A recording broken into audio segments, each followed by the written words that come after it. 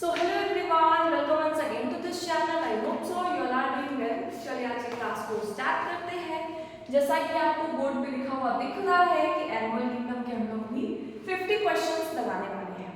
हम लोगों ने पूरा नॉन कॉर्डेक्स कंप्लीट करा है along with एनसीईआरटी अच्छे ढंग से कंप्लीट करा है, तो क्वेश्चन लगाना तो बनता है ना, ताकि आप कुछ चीजें रिकॉल कर सको और कुछ गलतियां हो तो आप उसको नोट डाउन कर सको कॉपी में।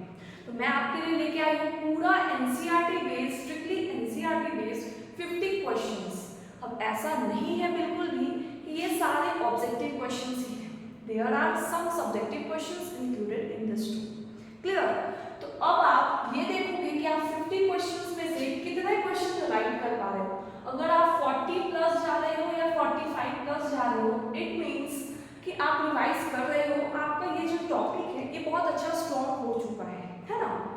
तो अगर आप 40 से नीचे जा रहे हो तो इट मीन्स आपको कई बार रिवाइज करना है, कई बार एनसीईआरटी को भी रीड करना है। चलिए स्टार्ट करते हैं।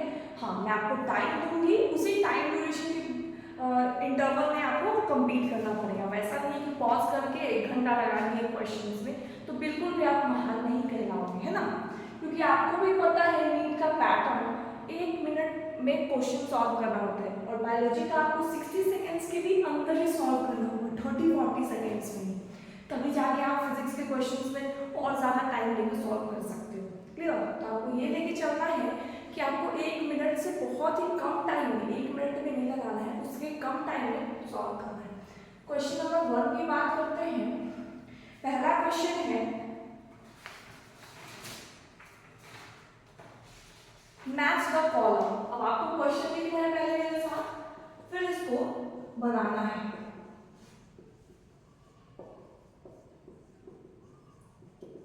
फटाफट मेरे साथ क्वेश्चन को नोट डाउन करिए, देन हम लोग इसको बनाएंगे।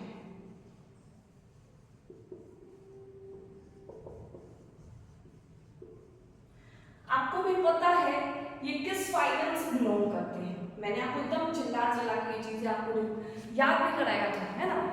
अब ये तो साइंटिफिक नेम दिया गया है, मैंने आपको बोला था मैथ्स कॉलम में साइंटिफिक नेम, कॉमन नेम्स, इसके थ्रू ही मैथ्स के कॉलम में आपको नॉलेज चेक कर लेते हैं एग्जांपल्स के थ्रू, है ना। तो अब मैथ्स के कॉलम में क्या है,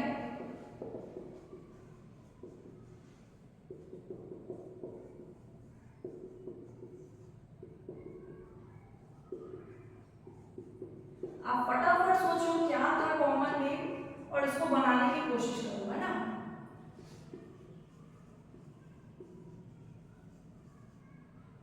हाँ, ये जरूर होगा कि आपको क्वेश्चन में ऑप्शन दिए जाएंगे, तो आप एलिमिनेशन मेथड लगा के इस क्वेश्चन को आराम से सॉल्व कर सकते हो। जैसे 1, 2 भी आपको पता है, तो आप एलिमिनेशन के थ्रू आप देख सकते हो कितने ऑप्शंस में ये दोनों ऑप्शंस मैच कर रहे हैं, इस टाइप से। लेकिन हाँ, अभी मैं आपको सारे ऑप्शंस नहीं दे रही हूँ, सिर्फ आपको एक एक करके ऑप्शंस बताने हैं मुझे कि कौन सा क्या है। अब बताओ एस्टेरियस किसका होगा, तो आपको भी पता है स्टारफिश किसका होता है, स्टारफिश। उसका आंसर हो गया थर्ड।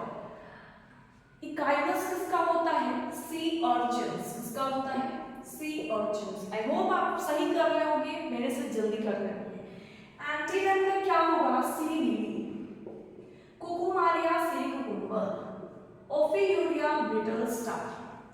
क्लियर हो गया इतनी चीजें। फर्स्ट क्वेश्चन अगर सही है आप अपने आप को +1 मार्क्स दे दीजिए। क्वेश्चन नंबर 2 है name the excretory organ of balanoglossus. अब मैंने आपको जब ये पढ़ाया था टॉपिक, तो आपको उसी टाइम बोला था कि ये जो बैलेंग्लोसस सैकोग्लोसस है, इसका ये मोस्ट डिस्टिंक्टिव फीचर्स है ना। किस फाइलम में आता था, हेमिचोर्डेटा फाइलम में आता था। तो इसके एक्सक्रीटरी ऑर्गन क्या थे बताओ, प्रोबोसस ग्लैंड। इनके बॉडी पार्ट्स 3 पार्ट्स में बटे हुए थे होंगे। चलिए इसका क्या आंसर हो जाएगा, बैलेंग्लोसस। बैलेंग्लोसस के पास कौन सा ग्लैंड होता है एक्सक्रीशन के लिए, प्रोबोसस ग्लैंड। तो आंसर इज प्रोबोसस। क्वेश्चन नंबर 3 अगर सही है +1 मार्क्स देते जाना है। वाटर कैनाल सिस्टम किस में पाया जाता है, क्या ये कोलिफेरा में पाया जाता है कि काइनोडर्मेटा में पाया जाता है। अब यहाँ पे आपका कंफ्यूजन हो गया होगा, अगर अच्छे से नहीं रिवाइज किए होगे तो जरूर कंफ्यूजन क्रिएट हो गया होगा। तो मैं बार बार बोल रही थी आपको वाटर कैनाल सिस्टम पूछे वाटर वेस्कुलर सिस्टम पूछेगा, इकाइनोडर्मेटा आंसर जाएगा। क्लियर है? चलिए, तो वाटर वेस्कुलर सिस्टम में इस क्वेश्चन का आंसर हो गया, कौन सा होगा? इकाइनोडर्मेटा। फिफ्थ क्वेश्चन, फिफ्थ में है spiny body organisms are included in. अब मैंने आपको जब जब फाइलम पढ़ाया था, जैसे मान लो फाइलम आर्थ्रोपोडा, तो उस फाइलम का क्या मतलब है, क्यों नाम रखा गया, ये सब मैंने आपको बताया था। तो वहीं से ये क्वेश्चन निकल के आता है कि स्पाइनी स्किन बॉडी किसके अंदर प्रेजेंट था, कौन से फाइलम के अंदर? बताओ आंसर, इकाइनोडर्मेटा, है ना। चलिए, अगर 5 क्वेश्चंस आपका 5 to 5 सही है, खुद को +5 मार्क्स दे दीजिए। क्लियर है? चलिए, 6th क्वेश्चन पे आते हैं। Name the file like respiring organ found in molluscs. मैंने आपको बोला था कि मॉलस्का के अंदर ये एक डिस्टिंक्टिव फीचर है जो कि बाकी फाइलम्स को अलग बनाता है। इसके पास एक फाइल लाइक रेस्पिंग ऑर्गन है जो जिसका नाम क्या है? रेड्यूला, जो कि फूड को ग्रैब करने में हेल्प करता है। तो क्या आंसर हो जाएगा? रेड्यूला। 7th नंबर क्वेश्चन है बैलेंसिंग ऑर्गन इन आर्थ्रोपोड। मैंने आपको अच्छे से पढ़ाया है कि यहाँ आर्थ्रोपोड में हर एक फाइलम के अंदर कुछ ना कुछ अलग कैरेक्टरिस्टिक्स है जो कि आपको याद करना चाहिए। आर्थ्रोपोडा में क्या ऐसी कैरेक्टरिस्टिक्स थी जो बैलेंसिंग में हेल्प कर रही थी? That is presence of statocyst. क्या था? स्टैटोसिस्ट। क्लियर है? 6th क्वेश्चन भी क्लियर है, 7th भी हो गया। 7th का आंसर क्या हो जाएगा? स्टैटोसिस्ट। 8th क्वेश्चन,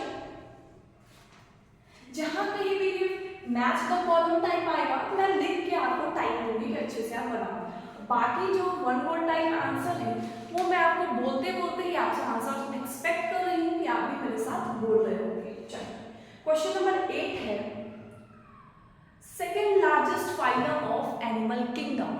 कौन सा फाइलम है? कई स्टूडेंट सेकेंड लार्जेस्ट नहीं पढ़ के लार्जेस्ट फाइलम पढ़ लेंगे पर आंसर हो जाएगा आर्थ्रोपोडा। बट नो, यहाँ पे क्वेश्चन क्या पूछा है? सेकेंड लार्जेस्ट फाइलम, यानी कि क्या आंसर जाएगा? मॉलस्का जाएगा, ना कि आर्थ्रोपोडा जाएगा। क्लियर है? क्वेश्चन नंबर 9 पे आते हैं। Members of which phylum has ventral mouth and dorsal anus. मैंने आपको बताया था AUD, क्या बताया था? एनस अपर डोर्सल। याद आ रहा है? इकाइनोडर्मेटा फाइलम में मैंने आपको बताया था। तो उसका आंसर क्या हो जाएगा? इकाइनोडर्मेटा। एक बार फिर से क्वेश्चन सुन लीजिए।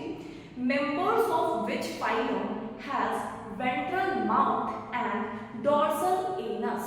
तो फाइलम इकाइनोडर्मेटा। 9th नंबर भी आई होप आप सारे क्वेश्चंस करेक्ट कर पा रहे हो क्योंकि बहुत अच्छे से पढ़ाए हैं। उसके बाद आते हैं which cnidarians possess a skeleton made up of calcium carbonate। बताओ, कुछ ऐसे निडेरियंस थे जिनका जो स्केलेटन था वो कैल्शियम कार्बोनेट से बना हुआ होता था और उनको हम क्या नाम दे दिए थे? Separate. I am expecting answers. उसका क्या नाम था? कोरल्स। क्या नाम था? कोरल्स। आई होप हमने 10 क्वेश्चंस कंप्लीट किए हैं। आई नो यू आप लोग बहुत अच्छे से आंसर कर पा रहे होंगे, सारे क्वेश्चंस आपके टिप्स पे होंगे। चलिए, क्वेश्चन नंबर 11 पे आते हैं। The body of annelids is distinctly marked out into segments. These segments are known as. बताओ, एनिलिड्स के बॉडी पे सेगमेंट्स प्रेजेंट होते हैं, इन सेगमेंट्स को क्या बोलते हैं? बताओ, इसी को तो बोलते हैं मेटामर्स, मेटामेरिज्म, है ना। चलिए, 11th क्वेश्चन भी हो गया। 12th पे आते हैं। Which structure help in osmoregulation and excretion in annelids? आप बताओ, एनिलिड्स के पास ऐसा क्या था जो ना सिर्फ एक्सक्रीशन में हेल्प कर रहा था, वो साथ में ऑस्मोरेगुलेशन भी करा रहा था। उसका क्या नाम था? That is nephridia. क्या नाम था? नेफ्रीडिया। आई होप आपको क्लियर है, याद है। 13th क्वेश्चन में आ गए। The property of a living organism to emit light. कौन से ऐसे फाइलम में ऐसे ऑर्गेनिजम्स पाए जा रहे थे जो खुद से लाइट को एमिट कर रहे थे? That is the property known as bioluminescence कौन से फाइलम में पाए गए थे? That is ctenophora. उसी में तो कॉम्प्लेक्स पाया गया था। उसी के तो एग्जांपल्स प्लूरोब्रेकिया और टिनोप्लाना थे, है ना? याद है ना सब कुछ? चलिए 14th पे आ रहे हैं। फ्लैटवर्म्स किनको बोला जाता है? बहुत ही इजीएस्ट ऑफ इजी क्वेश्चन है ये कि प्लेटीहेलमिंथस का दूसरा नाम क्या है? फ्लैटवर्म्स है। 15th नंबर पे आ गए। Exoskeleton of arthropod is made up of. Arthropod के पास भी एक एक्सोस्केलेटन होता है। वो किस चीज से बना हुआ होता है? तो वो बना होता है काइटिन। मैंने बोला था काइटिनस एक्सोस्केलेटन होता है। कैसा होता है? काइटिनस। 16th पे आ रहे हैं। राउंडवॉर्म्स किनको बोला जाता है? फ्लैटवर्म्स प्लेटीहेलमिंथस को बोला जाता है और राउंडवॉर्म्स एस्टीहेलमिंथस को बोला जाता है। अब मेरे पास एक क्वेश्चन और है कि एस्टीहेलमिंथस को राउंडवॉर्म क्यों बोलते हैं? आप बता सकते हो? हाँ, आपको पता है ऑलरेडी। अगर आपने मेरा लेक्चर लगाया है तो आपको पता होगा। राउंडवॉर्म इसीलिए बोलते हैं क्योंकि जब इनके क्रॉस सेक्शन को आप कट करोगे और देखोगे तो उनके सेक्शन कैसे दिखेंगे? गोले गोले दिखेंगे, राउंड जैसे दिखेंगे, इसीलिए इनको बोला जाता है राउंडवॉर्म्स। क्लियर हो गई इतनी चीजें? तो हमारा 16 क्वेश्चन हो चुका है। आई होप सारे क्वेश्चंस अभी तक आपके करेक्ट हुए होंगे। अगर इनमें से कोई एक भी क्वेश्चन में अगर आपको डाउट है, आप कमेंट सेक्शन में लिख देना, है ना? और अगर क्वेश्चन सीधी मिस्टेक के कारण रॉन्ग हो रहा है, आप गलत कर दे रहे हो, तो आप उसको नोट्स में हाईलाइट कर देना कि ये पॉइंट मेरा रॉन्ग हुआ है। क्लियर है? इतनी चीजें चाहिए। अब बात करते हैं 17th नंबर क्वेश्चन।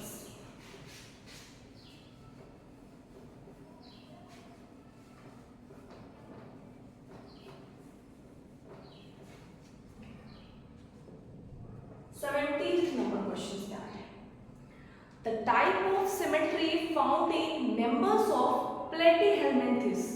platyhelminthes देखो सारे क्वेश्चंस, कुछ क्वेश्चंस जनरल कैरेक्टरिस्टिक्स के ऊपर से आ जाते हैं, कुछ क्वेश्चंस इनके फिजियोलॉजी से ऊपर आ सकते हैं। और नेक्स्ट कॉलम में आपको मैंने जैसे अभी फर्स्ट क्वेश्चन आपको कराया, दैट इज कॉमन नेम और साइंटिफिक नेम, उस टाइप के क्वेश्चंस भी आते हैं। तो अभी इस क्वेश्चन का आंसर आप बताओ कि ये जनरल कैरेक्टरिस्टिक्स पे बेस्ड है, प्लेटीहेलमिंथस के ऊपर, है ना?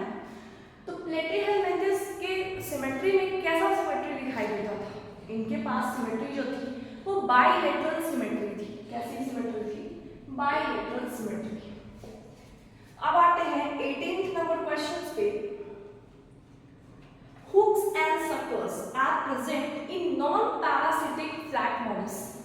अब कई स्टूडेंट्स को ये सही लग रहा होगा कि हाँ, हुक्स एंड, समान में क्वेश्चन क्या है? Hooks and suckers are present in non-parasitic flatworms. कई स्टूडेंट्स को ये सही लग रहा होगा कि यार it is true, but not, it is not true. आप एक वर्ड से आप यहाँ पे क्वेश्चन को गलत कर सकते हो। Hooks and suckers are present in parasitic flatworm. ये नॉन पैरासिटिक में नहीं पाए जाते हैं, ये पैरासिटिक फॉर्म्स में पाए जाते हैं। तो ये क्वेश्चन क्या हो जाएगा? ये फॉल्स कहलाएगा। समझ में आ रहा है कि क्यों गलत हो रहा है चीजें, क्यों सही हो रहा है चीजें? समझ में आ रहा है सबको? चलिए इसके बाद आते हैं polyps produce Medusa asexually and Medusa form polyps sexually. मैंने अच्छे से पढ़ाया था आपको, मान लो 1 मिनट।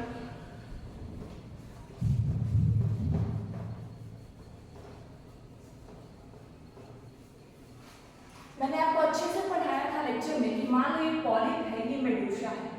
अगर पॉलिप को मेडूसा में जाना है, एसेक्सुअल चला जाएगा, लेकिन मेडूसा को पॉलिप में जाना है तो सेक्सुअली जाना पड़ेगा। तो ये स्टेटमेंट सही है कि नहीं है, यही पूछा गया है। तो हाँ, ये बिल्कुल ट्रू स्टेटमेंट है। क्या है? ट्रू स्टेटमेंट है। और 20th नंबर पे आ गए। Name the organism which produces silk. मैंने आपको जब पढ़ा रही थी मैं, तो आपको मैंने बोला था कि इसके यूजेस कई बार आ जाते हैं, क्वेश्चंस इनडायरेक्टली पूछ लिए जाते हैं। तो ये बताओ मुझे कौन से ऐसे फाइलम के ऑर्गेनिज्म थे जो सिल्क प्रोड्यूस कर रहे थे? सिल्कवॉर्म, जिसको आप क्या बोलते हो? बॉम्बेक्स। क्या बोलते हो? बॉम्बेक्स। तो मेरे बोलने से पहले आंसर आपको खुद से लिखना है, पॉज करके भी लिखो लेकिन लिखना है ना? चलिए, The animals which do not have separate sexes। अब बताओ ऐसे एनिमल्स को क्या नाम बोलोगे आप जिनके पास सेपरेट सेक्स ऑर्गन नहीं है प्रेजेंट? इसको क्या बोलोगे आप? हर्माफ्रोडाइट। क्या बोलोगे? हर्माफ्रोडाइट या फिर बाइसेक्सुअल एनिमल्स। समझ में आ रहा है क्यों मैं बोल रही हूँ हर्माफ्रोडाइट? क्योंकि इनके सेपरेट सेक्स नहीं है प्रेजेंट, इसलिए इनका नाम क्या हो गया? हर्माफ्रोडाइट हो गया। 22 पे आते हैं। A body cavity in which mesoderm is found in scattered form। ऐसा मतलब सीलोम के बारे में आपको पता चल गया कि किसकी बात कर रही है? सीलोम के बारे में बात कर रही है। इतना तो आपको भी क्लियर है, वो भी क्लियर है। चलिए, अब क्या पूछा है कि ऐसा बॉडी कैविटी क्या होता है, नाम बताइए जिनके पास मेसोडर्म का जो लेयर है वो स्कैटर्ड फॉर्म में होंगे। तो ऐसा कौन सा लेयर था? तो ऐसा स्यूडोसिलोमेट के लेयर्स में हो रहे थे। सबको क्लियर है? यूसिलोमेट, ट्रूसिलोम जिसको बोलते हो, स्यूडोसिलोम बोलते हो और एसिलोमेट बोलते हो जिनके पास सिलोम प्रेजेंट ही नहीं है। स्यूडोसिलोम में सिर्फ एक फाइलम आ रहा था। कौन सा फाइलम? फाइलम एस्टिहेलमिन्थिस। तो समझ में आ रहा है क्वेश्चन करने से कितना सारा कॉन्सेप्ट हमारे रिवाइज हो जाते हैं एक साथ। अब बात करते हैं, name the central cavity found in the body of members of Porifera phylum. Question क्या है एक बार और मैं रिपीट करती हूँ। बॉडी कैविटी के बारे में बताइए जो फाइलम पॉलीफेरा में पाया जाता है। अब ये बिल्कुल भी सिलोम के बारे में बात नहीं कर रहा है, क्योंकि आपको भी पता है पॉलीफेरा के जो एनिमल्स थे वो बहुत प्रिमिटिव थे, मतलब वो एसिलोमेट एनिमल्स है, बहुत पुराने जमाने के। तो आपको जाहिर सी बात है उनके पास सिलोम की तो बात नहीं कर रहा है ना? तो ऐसा क्या है बॉडी कैविटी जिसको आप सेंट्रल स्पेस बोलते थे? आपको भी पता है ऑस्टिया, स्पॉन्जोशील एंड ऑस्कुलम। ऑस्टिया बहुत सारे हो सकते हैं, बहुत सारे पोर्स के अंदर से बाहर से पानी अंदर जाता था।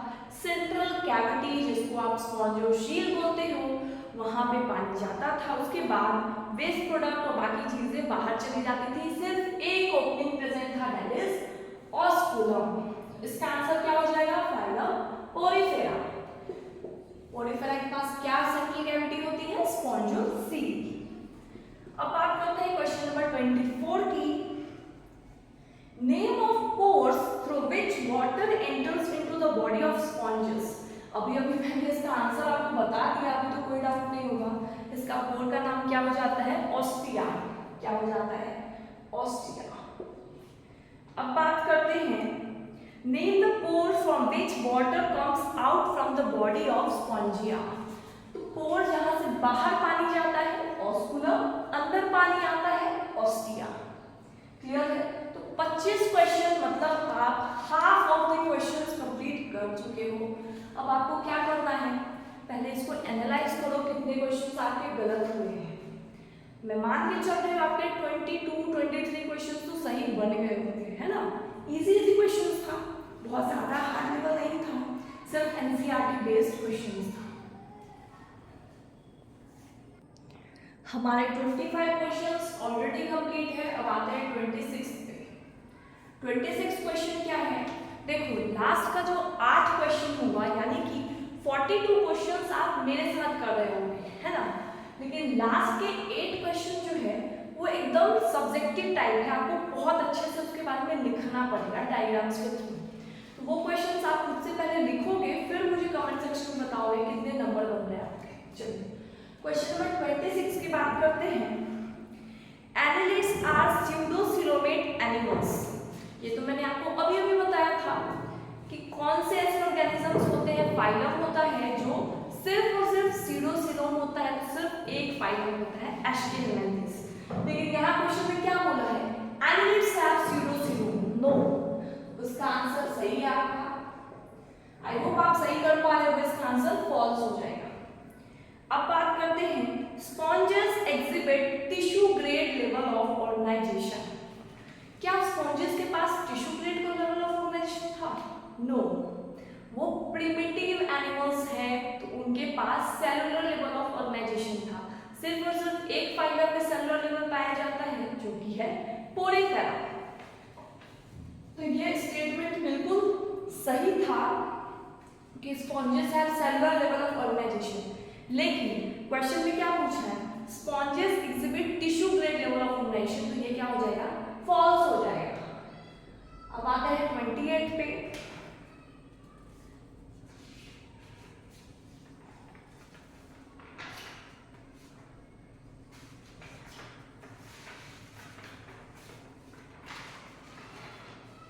कंप्लीट डाइजेस्टिव सिस्टम किसके किसके में पाया जाता है?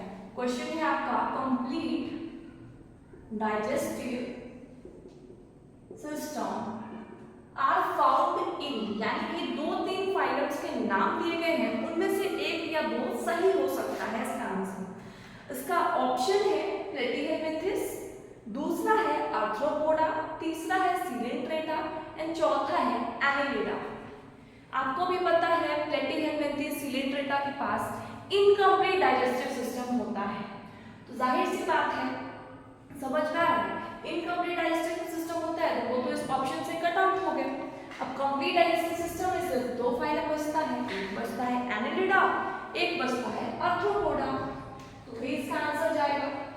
Question number 29, triploblastic animals are ctenophora. अब बताओ, टिनोफोरा क्या ट्रिप्लोब्लास्टिक एनिमल्स थे? No, they are diploblastic. तो एक स्टेटमेंट में ही आप पहचान लोगे तो ये क्वेश्चन आप 10 सेकेंड्स 12 सेकेंड्स के अंदर सही निकाल सकते हो। अगर बेसिस ऑफ क्लासिफिकेशन आपका क्लियर है, मोस्टली क्वेश्चन आपसे बन जाएगा। Triploblastic animals are ctenophora, true और फॉल्स? Answer is false. अब आते हैं 30 question. Digestion in sponges, sponges के अंदर डाइजेशन कैसा हो रहा था? एक्स्ट्रा सेलुलर था कि इंट्रा सेलुलर था? बताओ आप, अच्छे से आपको याद करवाया था मैंने, क्या था डाइजेशन इनका? तो they have intra cellular digestion. कैसा डाइजेशन था इनके पास? इंट्रा सेलुलर, तो इसका आंसर क्या हो जाएगा? Intra cellular. अब आते हैं 31 क्वेश्चन पे, metamerism is found in. Metamerism क्या होता है? जो भी आप देखते हो सेगमेंट्स में बटा बना, मेटामर्स का बनना, ये सिर्फ 3 फाइलम्स में पाए गए थे। कौन कौन से नाम थे? याद करो मेरे साथ, एनेलिडा, आर्थ्रोपोडा एंड कॉर्डेटा। क्या था? Annelida, arthropoda and Chordata. Answer हो जाएगा इसका एनेलिडा, आर्थ्रोपोडा एंड कॉर्डेटा। चलिए 32 पे आते हैं। Common characteristics between flatworm, roundworm and earthworm. देखो क्वेश्चन ऐसा ही पूछता है, 1-2 फाइलम के कॉम्बिनेशन से भी पूछ सकता है, 1-2 फाइलम के एग्जांपल्स के कॉम्बिनेशन से पूछ सकता है। समझ में आ रहा है? सुनो ध्यान से। Common characteristics between flatworms, platyhelminthes, roundworms, aschelminthes and earthworm. इसका आपको बताना है, क्या ये तीनों पैरासिटिज्म होते हैं? क्या ये तीनों एसिलोमेट होते हैं? क्या ये तीनों ट्रिप्लोब्लास्टिक होते हैं? क्या ये तीनों सीलोसिलोमेट होते हैं? आपको पता चल रहा होगा कि देखो प्लेटिहेल्मिंथेस हो या फिर एस्किहेल्मिंथेस हो, ये एसिलोमेट्स, एक इसमें से क्या है? सीलोसिलोमेट है और एक एसिलोमेट है, तो दोनों तो एसिलोमेट नहीं हो सकते, तो ये ऑप्शन कट गया। सीलोसिलोमेट, प्लेटिहेल्मिंथेस तो एसिलोमेट होता है, तो सीलोसिलोमेट कैसे होगा? ये भी ऑप्शन कट गया। पैरासिटिज्म, पैरासिटिज्म ऐसा जरूरी तो नहीं है कि एस्किहेल्मिंथेस भी हो, प्लेटिहेल्मिंथेस के कुछ ही कुछ होते हैं पैरासिटिज्म, लेकिन एक कैरेक्टरिस्टिक्स है जो ये तीनों में होता है, दैट इज ट्रिप्लोब्लास्टिक। तो इसका आंसर क्या हो जाएगा? ट्रिप्लोब्लास्टिक। इस टाइप के क्वेश्चन में सारे फाइलम, सारे में अगर जो कैरेक्टर्स प्रेजेंट होंगे वही आंसर मार्क करना है। ऐसा नहीं कि अगर एक में नहीं है बाकी 3 में है तो उसको मार्क कर दिए, तो वो गलत हो जाएगा। समझ में आया? अब बात करते हैं नेरिस का। ये किस फाइलम से बिलोंग करता है नेरिस? बताओ मुझे। सबको याद आ गया फाइलम का नाम? अब फाइलम लिक्विडेड भी याद आ गया, एक्वेटिक था, याद है? चलिए, और ये याद करो कि ये मोनोशियस थे कि डायोशियस थे। तो हाँ, ये तो एक्वेटिक थे और इनके हम लोग फर्टिलाइजेशन, डेवलपमेंट, रिप्रोडक्शन से ये भी याद कर लिए कि ये डायोशियस है। तो आप बिना कोई ऑप्शन देखे ही अगर एक्वेटिक डायोशियस दिख गया तो उसको मार्क कर दोगे। ऑप्शंस में कंफ्यूजन क्रिएट करने के लिए क्या क्या है सुनिए।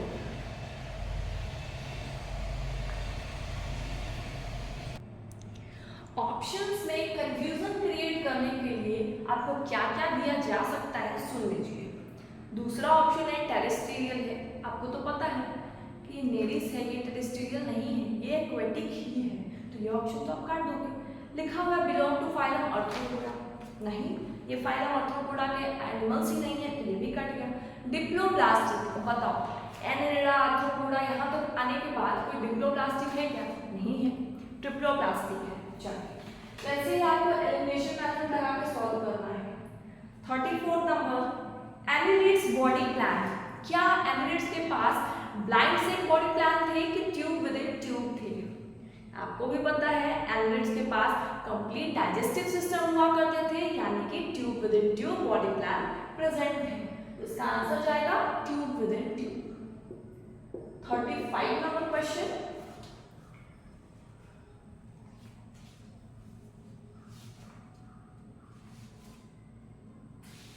अब क्वेश्चन है मैस्टोपॉलम का।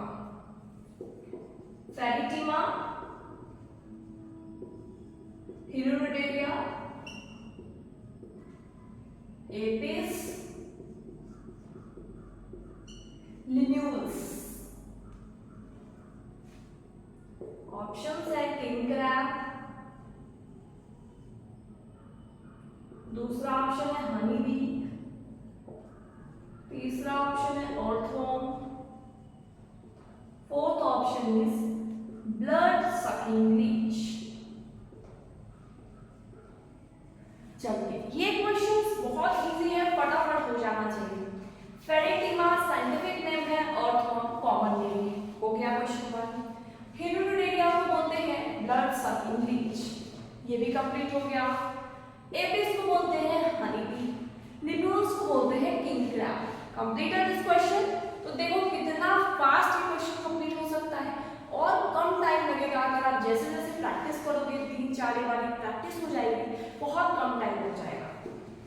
36 नंबर क्वेश्चन पे आते हैं।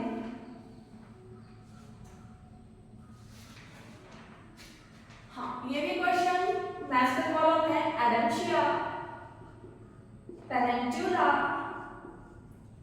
ये आपको पता है, ये साइंटिफिक नेम है। फाइलम सिलेंट्रेटा, जिसको आप मिलेरिया बोलते हो, उस फाइलम का ये साइंटिफिक नेम है। गर्गोनिया एंड मेड्रीना। इसके ऑप्शंस है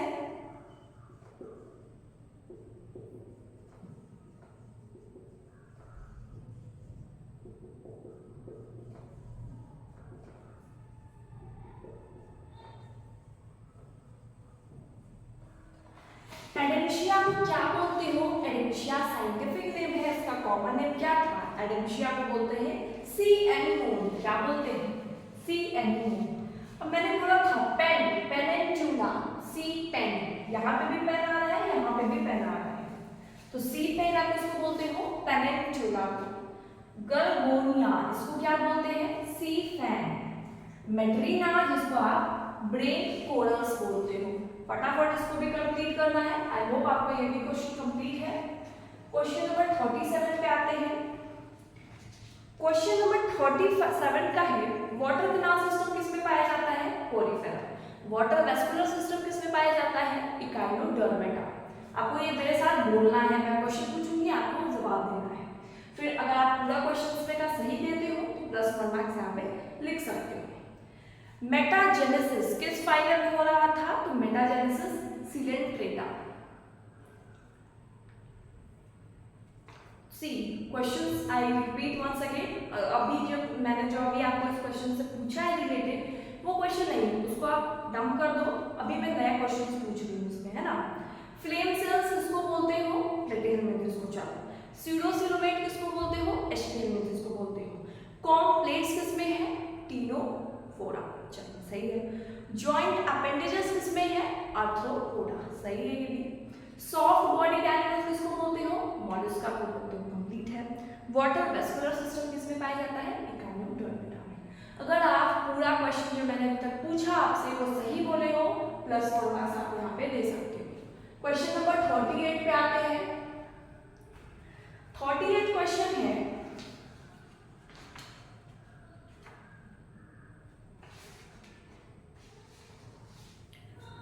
right the physiology of Porifera with the help of diagrams. क्या कर रहे हैं यहाँ पे? Right the physiology of Porifera with the help of diagrams. ये खुद से क्वेश्चन लिखोगे, अगर सही लिखा, सब कुछ सही है, सब्जेक्टिव क्वेश्चन है, तो आप खुद को +1 मार्क्स दोगे। जैसा मैंने नोट्स में आपको लिखवाया है, point wise general characteristics, physiology, examples, diagrams, उसी वे में आपको अगर सब्जेक्टिव टाइप क्वेश्चन पूछेंगे एग्जाम में, स्कूल ले लो या कहीं पे भी, तो आपको उसी वे में आंसर करना है। क्वेश्चन नंबर 39 है, ड्रॉ अ लेवल डायग्राम ऑफ बैलेनोग्लोसस। किस फाइलम का था? हेमिकोर्डेटा फाइलम का था, तो उसका डायग्राम बनाना है आपको अच्छे से लेवल करके। क्वेश्चन नंबर 40 है, explain the meaning of parapodia, और ये किस फाइलम में पाया जाता है और इसका क्या काम है, उसके बारे में क्वेश्चन नंबर 40 है कि what is parapodia, explain the meaning of it and in which phylum it is found. Complete है इतनी चीजें। 41 में आपको क्या करना है? Draw the diagram of pila and prawn. आपको भी पता है डायग्राम कितना ज्यादा इंपॉर्टेंट है नीट के लिए, क्योंकि डायग्राम बेस्ड क्वेश्चन बहुत बारी पूछे जा चुके हैं इस चैप्टर से, है ना। तो आपको प्रैक्टिस करना है डायग्राम पाइला का और प्रॉन का। कंप्लीट है। 42 नंबर क्वेश्चन क्या है? आपको सीरोमेट और एसीलोमेट का डायग्राम बनाना है, जो एनसीईआरटी में बनाया गया है उसको बनाना है। कंप्लीट है, अच्छे से बनाना है, अच्छे से लेवल करना है। 43 में आपको क्या करना है? एक्टोडर्म, एंडोडर्म, मेसोडर्म, 3 डायग्राम बनेंगे सेपरेटली, उसको अच्छे से बनाना है, मार्क करना है, लेवल करना है। आई होप इतनी मेहनत आप करोगे जरूर, तभी ये चैप्टर बहुत स्ट्रॉन्ग हो जाएगा। क्वेश्चन नंबर 44 में क्या करना है? एग्जाम्पल लिखना है हेमिकोर्डेटा एंड इकाइनोडर्मेटा का, डिफरेंशिएट करके यहाँ पे एग्जाम्पल हेमिकोर्डेटा, एग्जाम्पल्स इकाइनोडर्मेटा, इतनी चीजें करनी है बस। क्वेश्चन नंबर 44 हो गया। 45 क्वेश्चन नंबर 45 में आपको जनरल कैरेक्टरिस्टिक्स लिखना है एनिलिडा का, आर्थ्रोपोडा का एंड मोलस्का का, वो भी डिफरेंशिएशन के फॉर्म में, डिफरेंशिएट करके। जैसे आप क्या करोगे, यहाँ लिखोगे जनरल कैरेक्टरिस्टिक्स, यहाँ पे सारे कैरेक्टरिस्टिक्स को लिखोगे और यहाँ पे तीनों फाइलम्स को डिफरेंशिएट करके उसके सारे कैरेक्टरिस्टिक्स को मार्क करोगे। इतनी चीजें क्लियर है? चलिए अब एक क्वेश्चन है, एन एक्सक्रीटरी ट्यूब। 45 क्वेश्चंस हो गए हमारे। 46 questions. An excretory tube removing body cavity, body waste from the body cavity through the excretory pore. The feature is known as found in. आपको भी पता है excretory tube किसका feature है? Escherichia helminthes का। तो इसका सीधा आंसर क्या हो जाएगा? Escherichia helminthes. 46 क्वेश्चन हो चुके हैं। 47 क्वेश्चंस में क्या है? आपको मैंने जो डायग्राम, आपको एक कम्युनिटी पे पूरे चार्ट को प्रिपेयर करके आपको दिया है, उस चार्ट को 2 बार खुद से बनाना है। उस चार्ट को पूरा लिखना नहीं है, छापना नहीं है। मैं जितना लिखी हूँ, जो भी ब्लैक पोर्शन से लिखा होगा टॉपिक है ना, कैरेक्टरिस्टिक्स और टॉपिक, उसको लिखना है और बाकी जितने भी कॉलम्स है वो खुद से बिना देखे फिल करना है। समझ में आया? 48 क्वेश्चंस में आपको क्या करना है? एनसीईआरटी का जितना भी डायग्राम है सबको प्रैक्टिस करना है। समझ में आ रहा है? 49 क्वेश्चन में क्या करना है और 50, ये 2 क्वेश्चन बहुत ज्यादा इंपॉर्टेंट है। कैसे इंपॉर्टेंट है? आपको क्या करना है? 2 मिनट रिवाइज करना है। मतलब क्या करना है? फाइलम पोरीफेरा आपने पढ़ लिया, कॉपी बुक सब बंद। अब जितना भी आपको उस फाइलम के बारे में जो भी पता है, आप 2 मिनट के अंदर कोशिश करोगे उसको कंप्लीट करने की। समझ में आया? ऐसा करना है आपको। तो हमारा पूरा 50 क्वेश्चंस कंप्लीट होता है आज के लेक्चर में। आई होप आपको पूरे अच्छे से समझ में आया होगा। क्लियर? बहुत अच्छे से मैंने आपको क्लासेस में समझाए हैं, अब क्वेश्चंस की बारी आई है तो अच्छे से आपको कंप्लीट करना है। जो भी क्वेश्चन में डाउट होगा आप मुझे मेंशन करना, मैं जरूर रिप्लाई करूंगी। तब तक के लिए आप इसको रिवाइज कीजिएगा, जो क्वेश्चन रॉन्ग हुआ होगा उसको मार्क कीजिएगा। कल से हम लोग स्टार्ट करेंगे फाइलम क्वाड्रेटा।